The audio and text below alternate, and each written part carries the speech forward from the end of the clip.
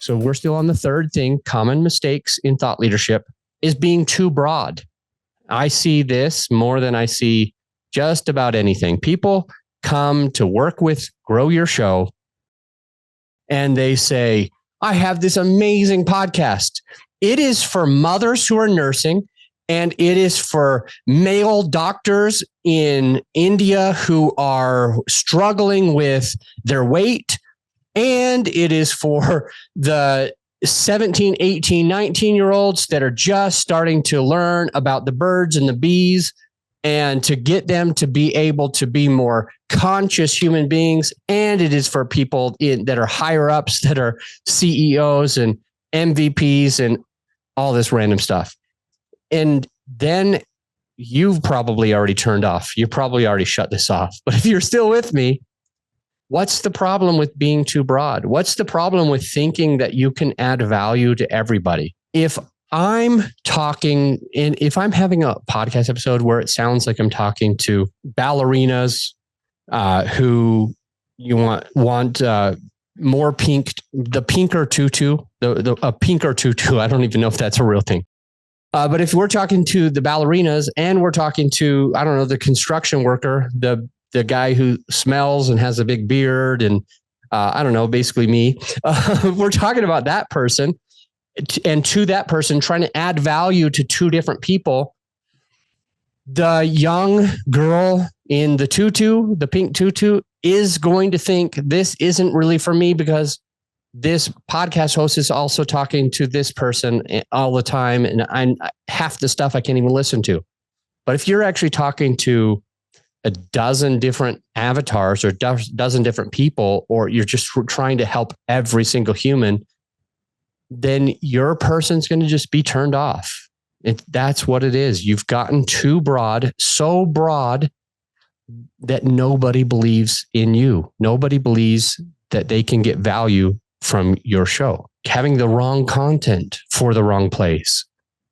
So, for example, if I have a podcast, an audio experience like this, do I need to be talking about what hat I'm wearing today? Oh, look at my baseball cap. Isn't that so good? I got this from Hawaii. And see right there, that little symbol on my hat from Hawaii means persistence. So just look at it, or look at this book behind me, or here's the book that I just wrote. Go to this website. I've got it down at the bottom of your screen. Just go to that website, click right now, and I'll see you there. If you're giving the wrong type of content in the wrong place, if you're doing blog type stuff on a YouTube, or if you're doing YouTube type stuff on an audio experience, or if you try to have an audio experience where, going back to that construction worker, you're trying to teach somebody how to build a house and you do it completely on audio, it's not going to work as well. If you're talking about, you need these types of screws, not these types of screws, see how this drill does this, it's not going to work. You want this foundation to look like this, it's not going to work as an audio experience. So just be thinking about that. Don't have the wrong type of content for the wrong place. Another huge common mistake, and one of the worst, right up there with being too broad and trying to please everybody, is not giving enough value. I was talking to a client of mine about last week, and she and the guy are coaches and mentors. Okay. So they make millions of dollars a year by serving hundreds and hundreds. Like, we're talking about usually having 400 coaching clients that are paying them $60,000 each every year. So if you could have 400 people giving you 60 grand a year, I don't know what that ends up being, but it's multi-million. But he said, I want to make sure that I don't give the real goods. I want to make sure that I don't give the goods on my podcast. Adam, he said, how do I make sure that I can give them something, but just enough to get them a taste so that they hire me? And I got livid. I got furious. So if you are in this boat, please think for a second. If you're in this boat, if you're thinking, I don't want to give all the goods, I don't want to give in all the value, I don't want to just, people pay me for this content. I can't just give it for free. I have to hold something close to the chest. These are all things that I've heard from this team and others. Got to hold it close to the chest. I can't give it all.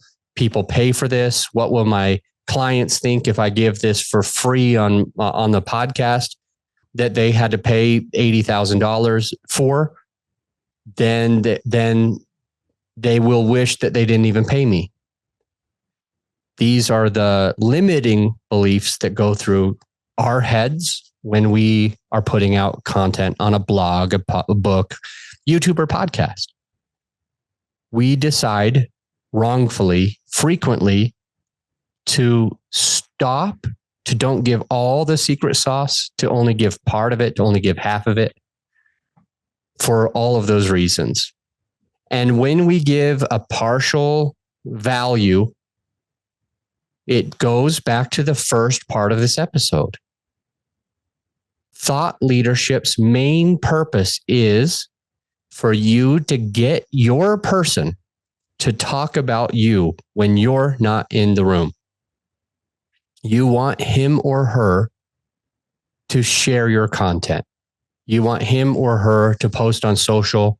This is the best place to go if you want this type of value. You want them to tell their friends about it.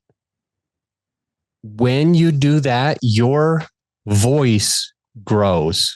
You get in front of more and more people.